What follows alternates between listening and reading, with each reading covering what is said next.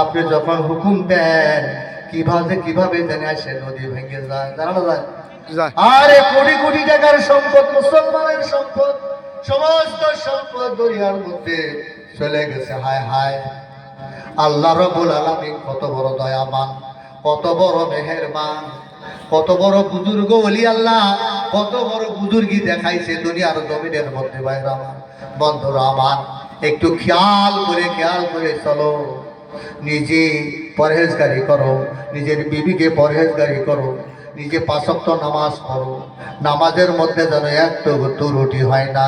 নামাজের ঘাটতি কিন্তু খোদা মানবে না। ফরজ নামাজের ঘাটতি আল্লাহ কখনোই মানবে না। বলে নাই, হ্যাঁ ভাই ও আজিজ ও দোস্ত বুজুর্গ, নামাজ পড়ার পরে কত আল্লাহ ফেসিলিটি দিবে, কত বড় সম্মান দিবে, কত বড় ইজ্জত দেবে। কাল কিয়ামতের দিন আপনি বুঝতে পারবেন।